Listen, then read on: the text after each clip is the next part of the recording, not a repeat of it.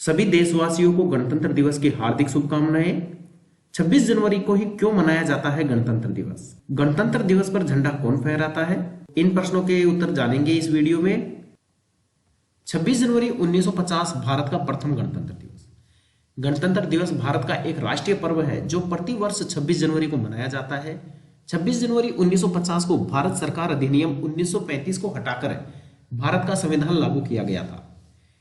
एक स्वतंत्र गणराज्य बनने और देश में कानून का राज स्थापित करने के लिए संविधान को 26 नवंबर 1949 को भारतीय संविधान सभा द्वारा अपनाया गया और 26 जनवरी 1950 को इसे एक लोकतांत्रिक सरकार प्रणाली के साथ लागू किया गया था।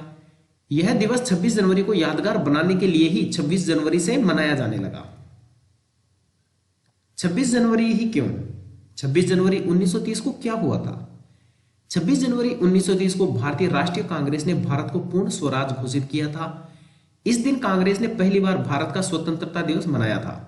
15 अगस्त 1947 को आजादी मिलने तक 26 जनवरी को ही स्वतंत्रता दिवस के रूप में मनाया जाता था। 26 जनवरी 1930 को पूर्ण स्वराज घोषित करने की तारीख को महत्व देने के लिए 26 जनवरी 1950 को संविधान लागू किया गया और 26 जनवरी को गणतंत्र दिवस घोषित किया गया। पहली बार गणतंत्र दिवस कब मनाया गया? पहली बार गणतंत्र दिवस 26 जनवरी 1950 को मनाया गया था। इस दिन भारत के पहले राष्ट्रपति डॉक्टर राजेंद्र प्रसाद ने 21 तोपों की सलामी के साथ ध्वजारोहण किया था और भारत को पूर्ण गणतंत्र घोषित किया था। तब से हर साल 26 जनवरी को भारत में गणतंत्र दिवस मनाया जाता है। भारतीय संविधान सभा कैबिनेट मिशन योजना के अनुसार जुलाई 1946 ईस्वी में संविधान सभा का चुनाव हुआ। 9 दिसंबर 1946 ईस्वी को संविधान सभा की प्रथम बैठक नई दिल्ली स्थित काउंसिल चेंबर के पुस्तकालय भवन में हुई। सभा के सबसे बुजुर्ग सदस्य डॉक्टर सच्चिदानंद सिन्हा को सभा का अस्थायी अध्यक्ष चुना गया। 11 दिसंबर 1946 ईस्वी को डॉक्टर राजेंद्र प्रसाद संविधान सभा के स्थायी अध्यक्ष निर्वाचित हुए। संविधान सभा की कार्यवाही 13 दिसंबर 1946 को जवाहरलाल नेहरू द्वारा पेश किए गए उद्देश्य प्रस्ताव के साथ प्रारंभ हुई।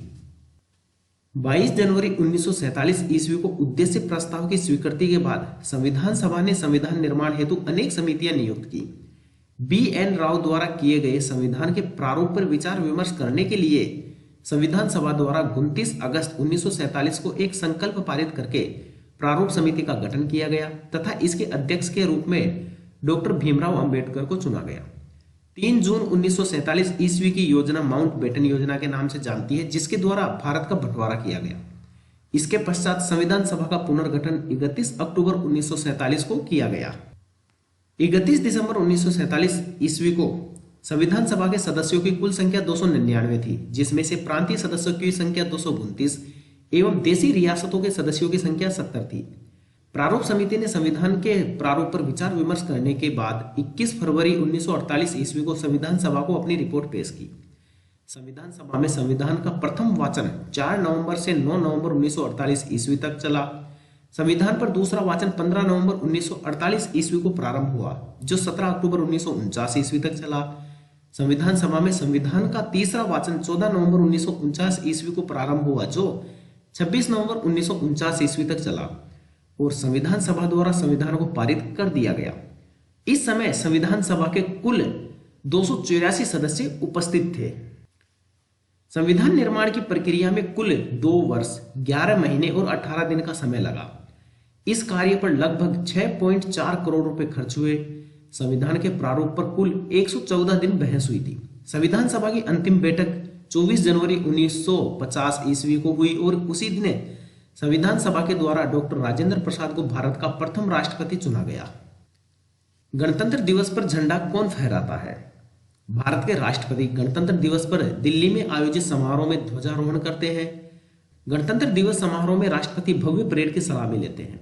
राज्यों में वहां के राज्यपाल राष्ट्रीय ध्वज फहराते हैं। वहीं स्वतंत्रता दिवस पर दिल्ली में प्रधानमंत्री तिरंगा फहराते हैं और राज्यों में मुख्यमंत्री ध्वजारोहण करते हैं। दोस्तों, आपको यह जानकारी कैसी लगी कमेंट में जरूर बताएं। साथ ही जो लोग जीके अभी यूट्यूब चैनल पर नए हैं वे चैनल सब्सक्राइब करना ना भूलें। धन्यवाद।